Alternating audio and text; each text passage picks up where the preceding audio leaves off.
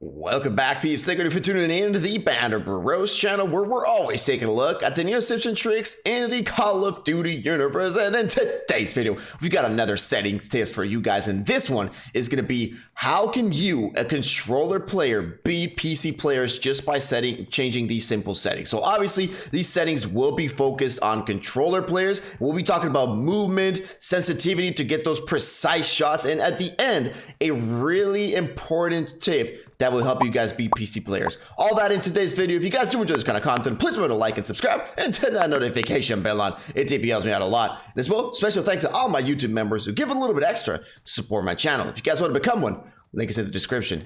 With that being said, let's jump right into this video.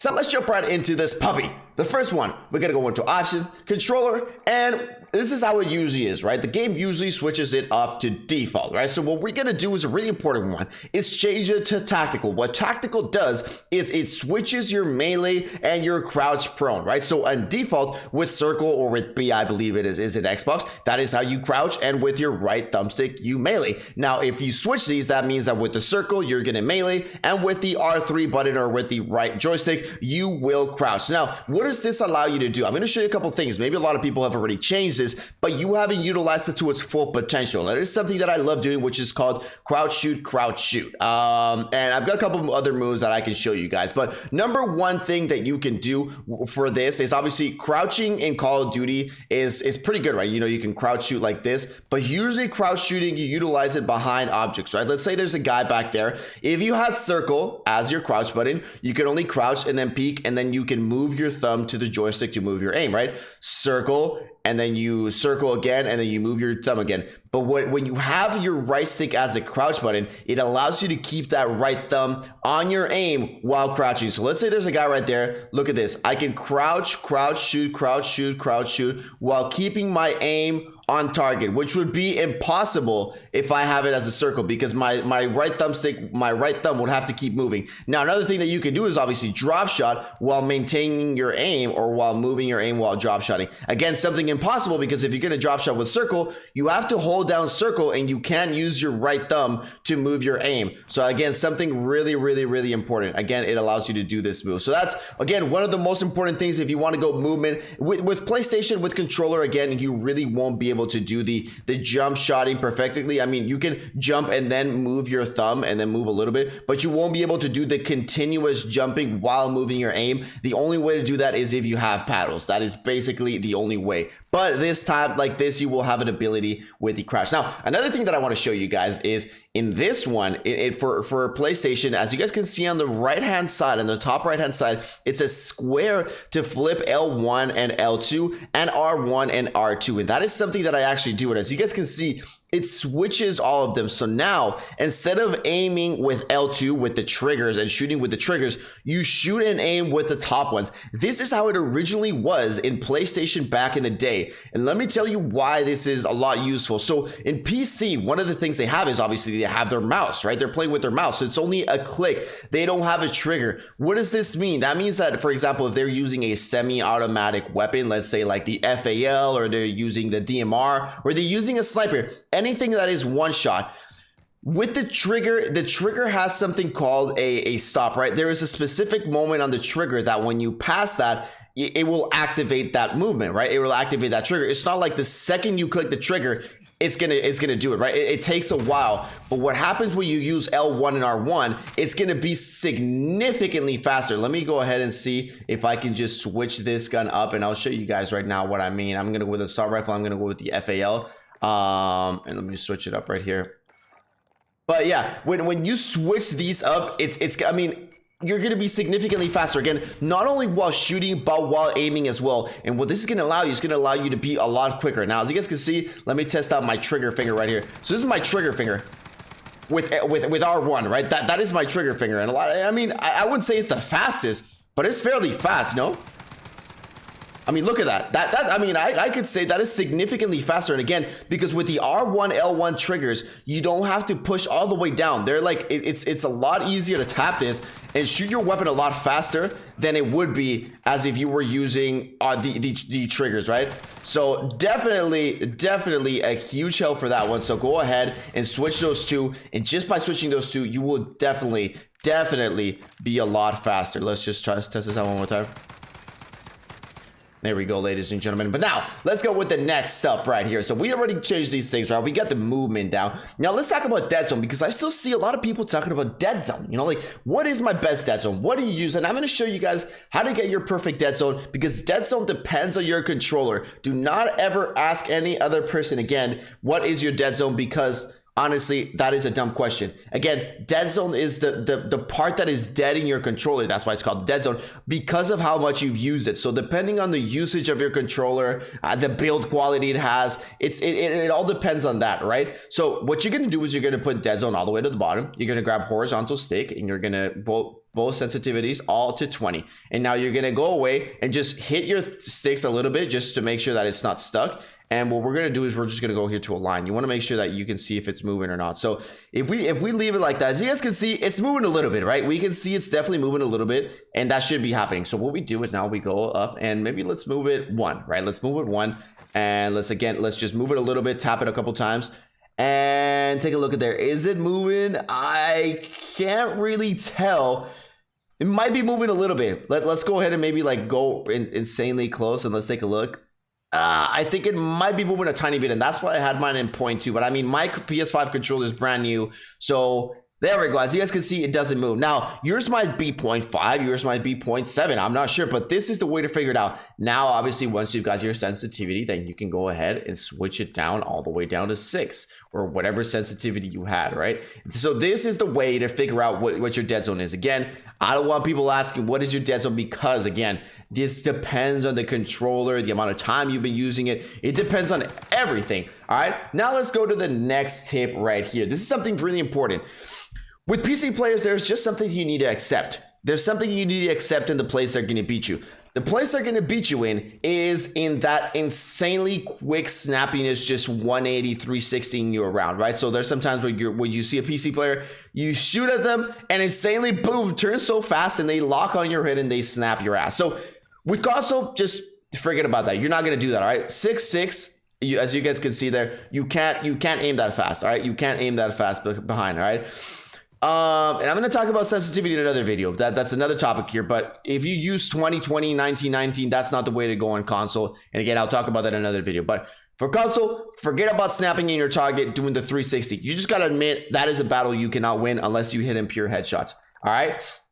So now what you can beat him is while you're aiming down sights and while the guy is in your screen. And now for a controller, this is something that I like to have. For my low zoom, I like to have it at 1. But when I have the high zoom, I like to aim a little bit quicker. What this 1.15 will do is that while I'm with my sniper, it'll definitely allow me to move my aim a lot faster. And I'll show you guys right now. It's honestly not that like insanely fast, but once you bump it up a little bit, believe me, you will feel it a lot smoother. I mean, look at this. This is my aim with my sniper, which is, I mean, it's pretty fast. You know, I mean, considering all things considering, this is insanely fast. And that's just something that you guys should have. You guys should have a definitely a higher. I see a lot of people putting the low zoom. I see people a lot putting the low zoom below 1, and then the high zoom below 1 as well, keeping it at 1. I really wouldn't do this. This is one of my secrets to sniping. And if you guys watch my streams, you guys know they call me the Mexican sniper. And honestly, keeping this at high zoom will give you that advantage. If you cannot beat the PC players 360 aiming them, at least you can beat them like this. And again, you have to take advantage of that aim assist, because with that aim assist, you get that slowdown, right? If you pass in front of somebody, you'll get that slowdown. So if you can move your aim fast, you can take advantage of that aim assist. That is how you'll be able to beat the PC players right in front of you when they're aiming. Again, forget about it. If they're shooting you from behind and they 360 you, that is just something you cannot deal with. Now let's go to one of the last ones, which is going to be right here. This is going to be automatic sprint. Now in controller, there's a setting in controller as well. You can either do automatic sprint or automatic tactical sprint. There's a couple people that actually don't have this. I like automatic sprint because I feel that tac sprint, if you have automatic tac sprint, what this will do is, what this does is basically you don't have to click the left joystick. You don't have to click the left joystick to enter into the action, right? So if you click the left joystick once, you run. And if you double tap it, then you go into tactical sprint, right? So what this does basically is, if just by moving your joystick forward, you'll be in the tactical sprint motion or in the running motion. And again, I said that I don't like, sometimes I don't like the tactical sprint because I feel it's a little bit too fast. My man Seb, somebody in my streams always says to change it. So I mean, I might change it just to see, I guess, how it is. But if you have one of these, it'll definitely help you out a lot more. The reason being is because you want your thumbs to be clear, right? You don't want your thumbs to have any pressure. So when you're moving with your left stick, if you're putting pressure to hold down your running button or to double tap it when you're running, it's going to be a lot easier to be a lot more precise with those thumbs. If you don't have any pressure with your thumbs are going to be a lot smoother. So just by moving your thumb forward, you're going to feel that thumb a lot smoother. And then especially in Warzone, where the game is just running all day long, your thumbs will appreciate it in the long run. All right. So if you guys don't have this, this is a no-brainer that this is something that you must have. Now, let's go into the final tip, all right? And this is an important one. A really important tip to beat the PC players. And it's going to sound kind of obvious when I talk about it at first, but a lot of people say, well, you know, if we don't want to play against PC players, then all I got to do is turn cross-platform off, right? Fuck them PC players, right? Fuck them keyboard and mouse bitches, right? But let me tell you this. There is a reason why you're looking at this video. There is a reason, because you want to beat the PC players. Why do you want to beat the PC players? Because usually, most of the times, PC players, I'm talking about them in keyboard and mouse, right? Keyboard and mouse players are better than controller players, right? Because they've got more fingers at their disposal. They can move with one arm instead of controlling their aim with a thumb. So there's that reason. So something I am going to tell you to do is go ahead and go into options and go into account, and please, for the love of God, do not turn cross-platform off. Do not turn crossplay off. You can turn it off once in a while when you really want to go for those high kill games, but if you really want to practice and you want to get better, don't be that guy and says, oh, I'm just going to turn it off so I don't get to play against any of these PC, right? That's the easiest way, right? I don't need to look at these settings to beat the PC players. All I have to do is turn crossplay off. Now, let me tell you what this does. There's a famous quote out there, right? I forgot who said it, but if you're the smartest person in the room, that means you're in the wrong goddamn room. What does this mean? This means if you're the smartest person, if you're the best player in the lobby, you're in the wrong lobby. Reason being, because you're not going to improve. Now, obviously, it's good once in a while. You know, you get these bot lobbies and you destroy these lobbies and you feel good about yourself, right? That's what Warzone should be about. But if you're not playing against people that are better than you, people that have better movement than you, people that aim better than you, people that do all these things better than you, you will never improve. If you play against people that have PC and you put all these settings that I just give you into use and you challenge them, you beat them, you learn about their movements, you do all these things, you will get better. So that is why something I tell you guys, if you want to improve your Call of Duty experience and you want to play against better players, that is why something... I don't know if you guys have noticed, but people that watch my streams, I have never complained about SBMM. I have never said, I mean, I've said, fuck, these guys are sweaty, but I've never said, fuck Call of Duty, you know, it just keeps putting me against all these hard lobbies.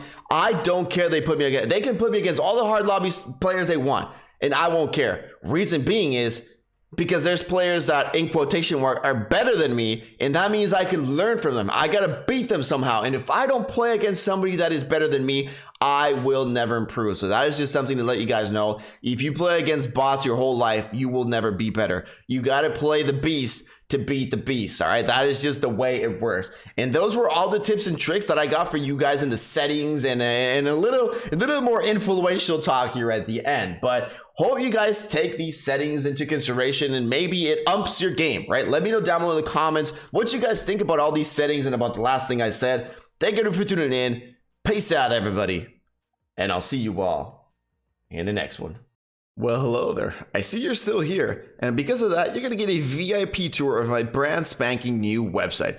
Here you can check out if I'm streaming, or maybe donate some Benjamins if you want to support me a bit more. Most importantly, you can get your own anti-gulag merch right here. 100% guaranteed that you will not go into the gulag if you wear one of these. And finally, you can check out some of my COD videos and the top point makers on my stream. And now, with all that being said, I'll see you all in the next one.